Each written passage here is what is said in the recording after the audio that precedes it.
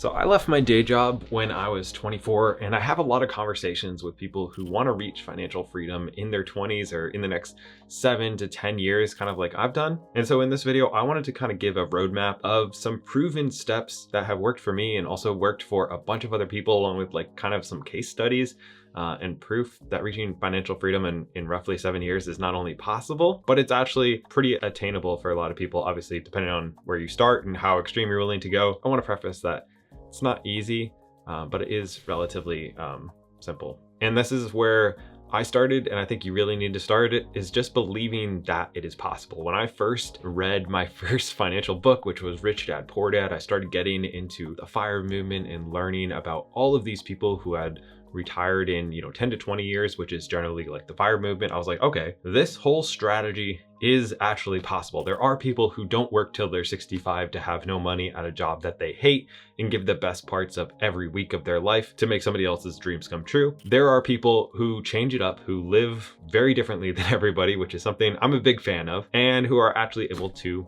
achieve this stuff. I saw story after story of these people who had reached freedom generally in their 30s. And even though for me, I ended up kind of going away from the FIRE movement a little bit and kind of making a newer path that a lot more people are doing now, but we'll kind of get to that in a second. I think the first step for most people is to brainwash yourself into believing that you can accomplish this. Because if you don't think that you're actually gonna lose weight, for example, if you maybe diet for a little bit, but you're like, I'm just a fat person, I'm big boned and whatever, I can't stick with the diet. If you just tell yourself that you're not one of those people who are able to do whatever the thing is, then you're probably not gonna do it. You're gonna quit after a week or a month or a year, but you're just never gonna get there. And so if you believe that it is totally possible for this to happen, that makes everything a lot easier. That makes the sacrifices easier. It makes self-discipline a lot easier. It makes waking up early easier. It makes doing whatever it takes in order to get to that goal easier if you believe you can actually get to that goal and not get there in 20 years,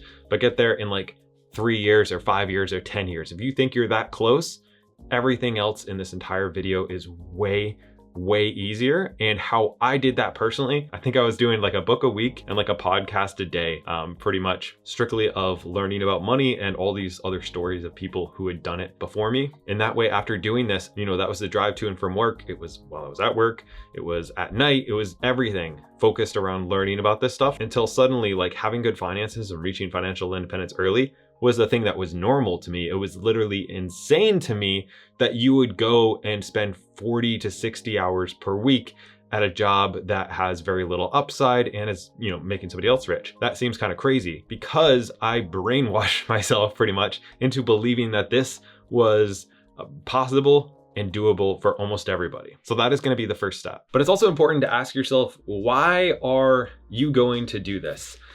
Because it is going to be hard, and this is not something that you do in a couple of weeks or a couple of months or even a couple of years. This is like a lifestyle change that you're gonna have to make some solid changes for a long time in order to see progress. There's no get rich quick. There's none of that type of stuff. It's just different choices than everybody else for like 5-10 years, and then you're different than everybody else after that. So, but in like year 1, year 3, you're gonna be like, man, this kind of sucks. This is hard. Why bother this? Work's not all that bad.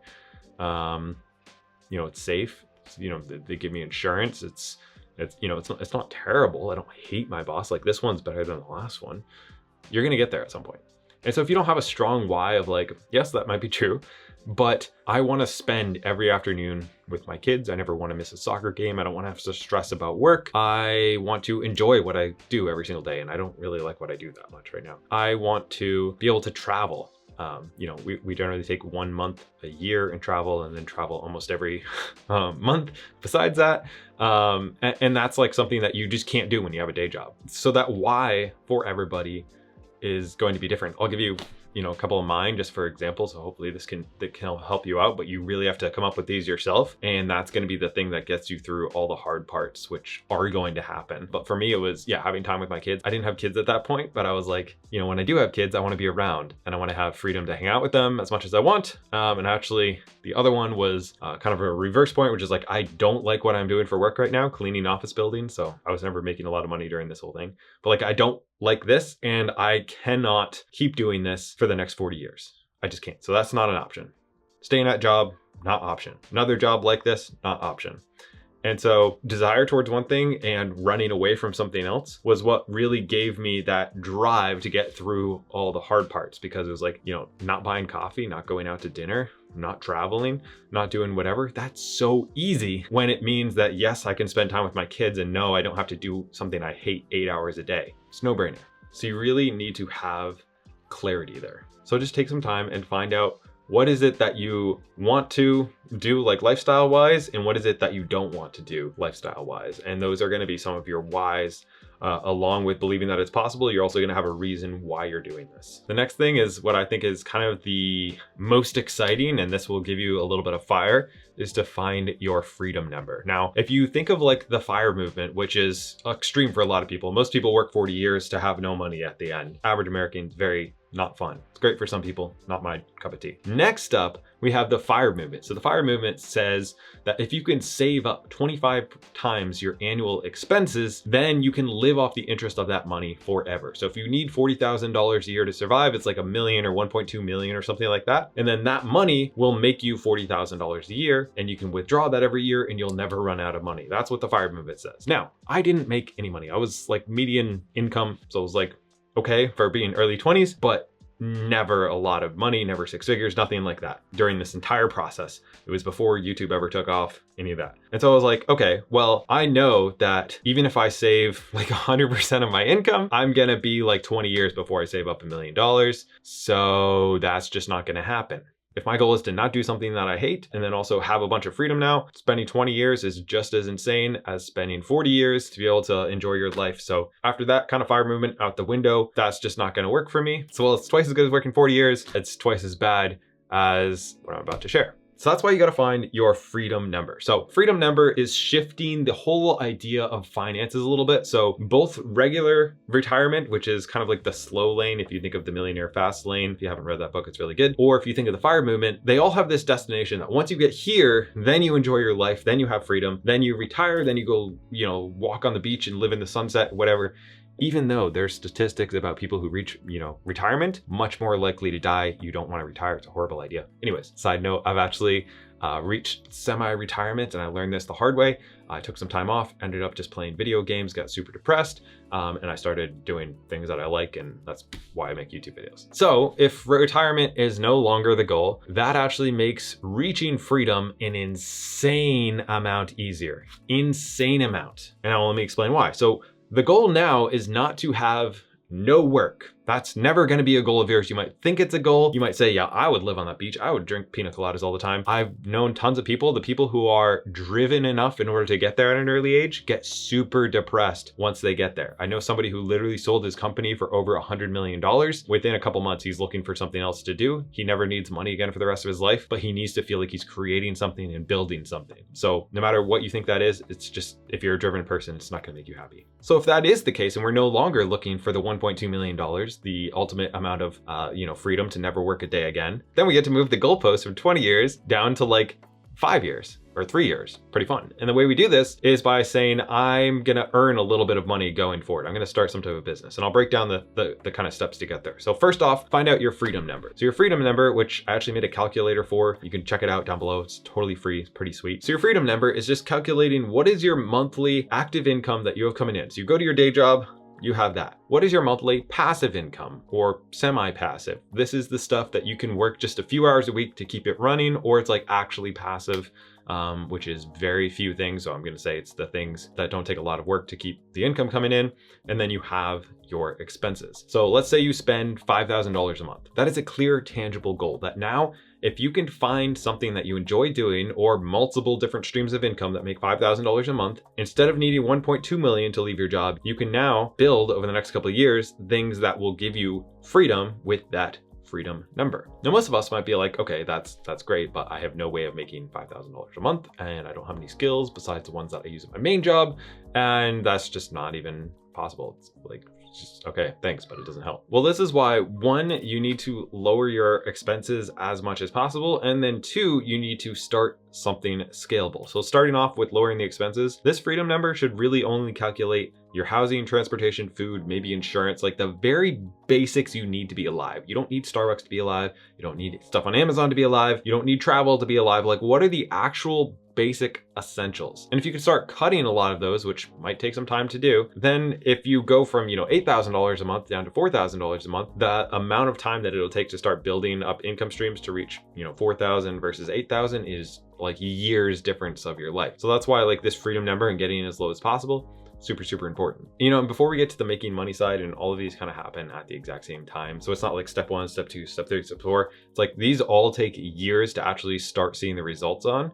It's kind of like compound interest where you like put in a lot of work, and then like, bam, you start seeing results instantly, or not instantly, but like it was kind of like that for me, where the first 3 years of YouTube, for example, I lost money and then I started making money and then it started compounding faster. And the same thing with real estate. So the first 4 years, I was literally just working full time, saving every dollar that I could. And then I got that first rental and then a huge change happened in my life. All right, so let's just talk about saving money for a second, which lowers that freedom number, which makes everything in your life way easier. I got a rental when I was 22. It was a 3-unit multifamily. I was able to get in for 3.5% down FHA loan, which anybody in the US can do if you're living in that house and you're a first-time home buyer, even though I was able to do that twice. Actually, it was a little more complicated. Anyways, that allowed me to live in 1 unit, rent the other 2 out, and I lived completely for free. So now most people spend 30% of their budget on their housing. I have 0% on my housing. I'm actually living completely for free. And when I was able to do that again, I was actually getting paid to live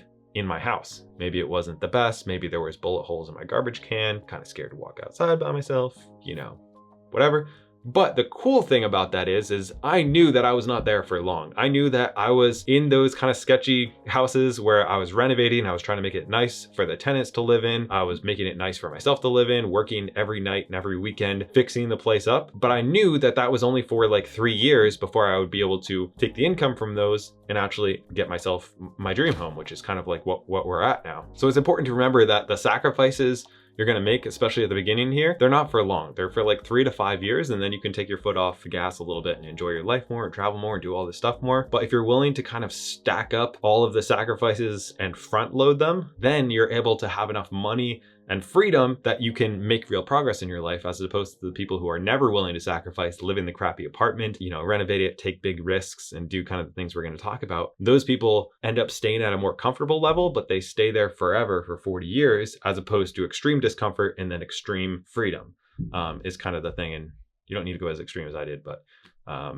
it does help. So staying on the saving money part for a second, housing is most people's biggest expense. So I would start looking into ways to lower that, whether that's moving. Obviously, this is going to be harder if you have a family and a house, but if you're really serious about being around for your family, then maybe you sell the house and you move to something smaller, something cheaper, because you, again, realize it's for a few years that you can make big changes. Maybe you get rid of a newer car and drive an old beater $5,000 Honda CR-V like I did, Honda Civic like I did, even though I couldn't sit up straight in it. You don't go out to dinner, you batch cook meals at home.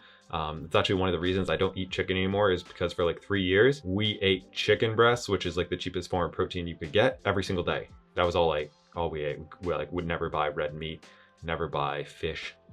Everything was the cheapest ever, and now I have a hard time eating chicken. That being said, we saved so much money on our food that our freedom number was incredibly low. That's how I was able to leave my job again at 24 with under $50,000 in savings, because I made a lot of these sacrifices that made that number so low that I only needed to earn like $20,000 a year to survive. And I had a few skills that were able to do that while working 10, 20 hours a week. And again, even that was just temporary. No, I do think it's really important here to touch on the fact that you can generally have comfort or you can have freedom, but it's very, very hard to have both. And so that's why you should really be, again, committed to learning and really just seeing how close you are and how close you can get to freedom. So this entire time, you start off with making sure you believe it's possible. You're learning everything you can about finances. You start lowering your expenses. For me, it took like 4 years to be able to get that first rental. I had a fixed goal in mind that once I did this, now I'll have a 30% savings rate. It'll like change my life, which it did. You start making progress on all that stuff and learning. And at the same time, you're also thinking about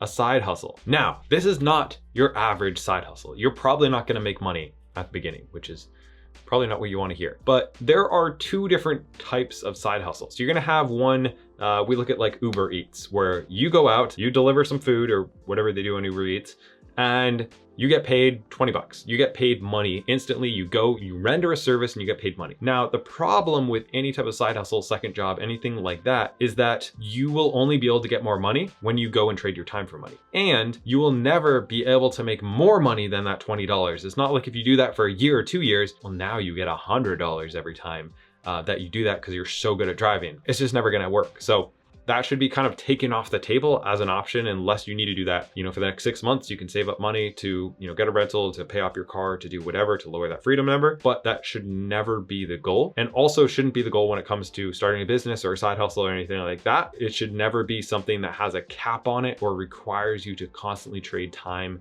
for money, even though most things are going to a degree, but I hope you understand what I'm saying. So what you should be focusing on is something that is scalable. This was kind of eye-opening for me when I first realized this, that the whole compound interest effect also applies to work generally. You're trying to find something that you will enjoy doing, because again, you're going to try to find something that, one, you enjoy doing, because you're gonna have to do something for the rest of your life, again, just to like not be depressed and not have a high chance of death. You're gonna want to find something that is scalable and you enjoy doing. And I'm gonna give a list of a couple different examples of people who have done this, and also jobs that are kind of like this. But you want something where you can maybe work for a couple years, or a year, hopefully as short a time as possible, earning $0.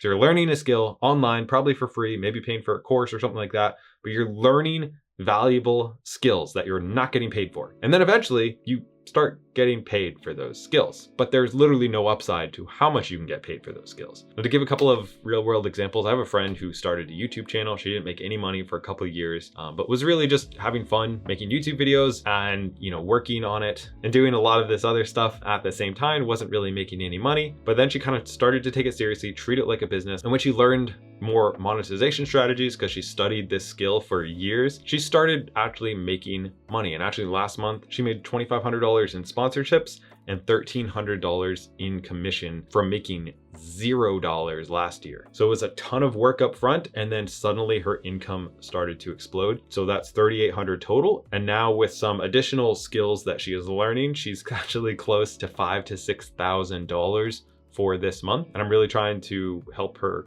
grow and find different ways to monetize. And I think she'll be at about 10K by the end of the year from 0 last year. And that's kind of that whole idea of like work learning a valuable skill for multiple years, not getting paid any money. And then eventually, if you continue to actually work on that same skill and get very good at it, you'll start to earn money if it is a scalable thing. Now, I also know people who do things like copywriting, where they took a couple courses or they just did it a bunch for years. They're really interested in it. They enjoy doing it. They read a bunch of books and they started making a few $1,000s a month doing that. Again, after years of making nothing.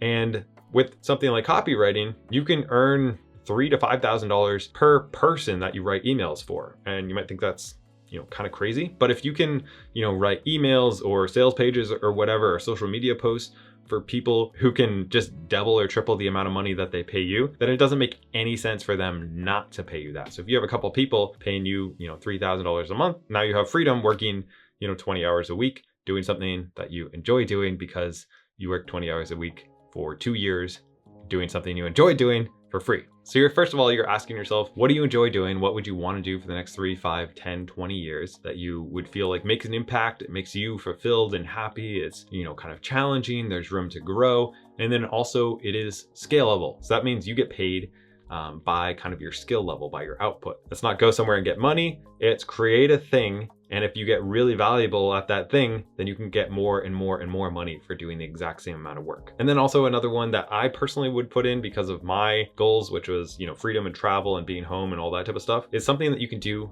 from a laptop. So this might exclude a lot of other businesses, and it really depends on the type of person that you are. But I had another friend who wanted to reach freedom soon and do a lot of the things that I'm talking about, but he cuts hair and he wanted that to be his thing. Now, the problem is with that is that while you can make a lot of money cutting hair, you can't really outsource that skill. So what I mean is that he can go work 8 hours a day and get paid $500 or whatever it is, which is amazing. However, the only way he can make money is going and cutting people's hair. And if he starts to outsource it and hire more people. Well, now he's managing other people and he's not doing the skill that he likes anymore, which is a problem a lot of business owners have, is they end up outsourcing and growing and they're no longer doing the thing that they like, and then they start hating what they do. And it turns back into the whole job situation where you're hating because you're stressed out because you're not doing the thing you enjoy and makes you fulfilled and that you're great at, and your main skill, you're managing a bunch of people, which is not what you want to do, unless that's what you want to do, in which case, more power to you. But something like haircutting, you also can't do while you're traveling. So like we took a month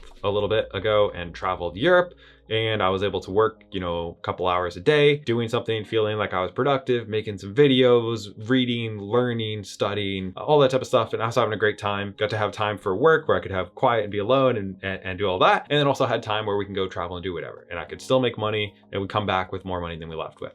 Amazing. You can't do that when you're cutting hair, when you're doing lawns, when you're doing things that physically require your presence. Maybe it would be good for me to actually like take a trip without thinking about work. But again, it's something that I love to do. So I want to do that. I don't want to take a month and have nothing to do. I want to do something every day. It's what makes me happy. So again, trying to maybe find something that you can do from a laptop or at least remotely. And then something that emphasizes your strengths and avoids your weaknesses. This is actually something that I learned from the 4-Hour Workweek, which is we all suck at certain things and we're all pretty good at certain things. So if you can find something that really emphasizes those things that you're good at, like I'm good at creating, I'm good at having, multiple things going on at once. I'm very bad at managing people. I'm very bad at structure, anything to do with numbers. I'm bad at a lot of things, but I just avoid like the plague the things that I am bad at and kind of outsource some of those things. And everything that I'm good at is what I try to focus on because that is the easiest path forward. So again, take some time and think about not only what are those dream things that you would like to do, but what are you naturally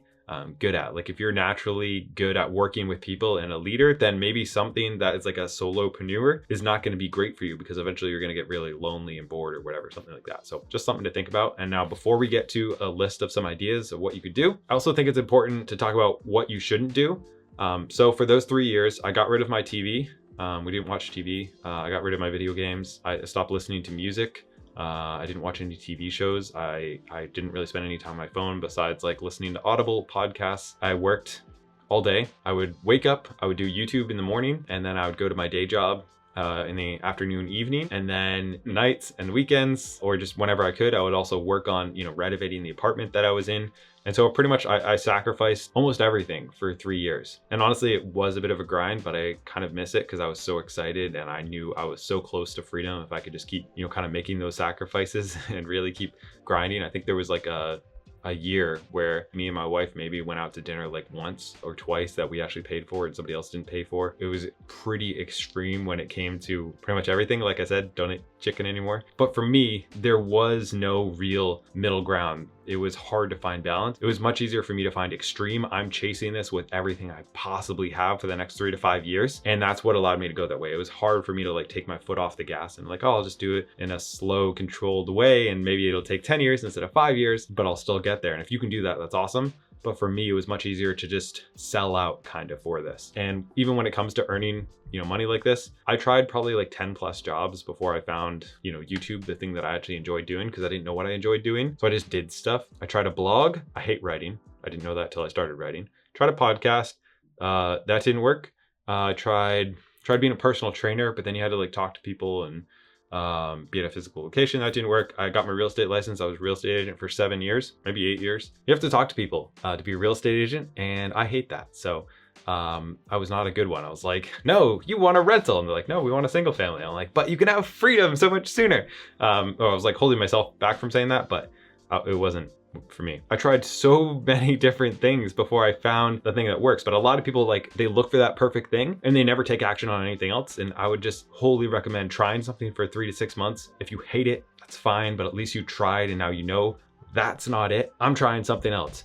And you just keep moving through the steps until you find something that you enjoy doing. And also, I would say a lot of these skills are stackable. So this is something that I learned from Rich Dad Poor Dad, that like, his book, for instance, he's not the best author. He probably didn't even write the book. It might be a scam. Who even knows?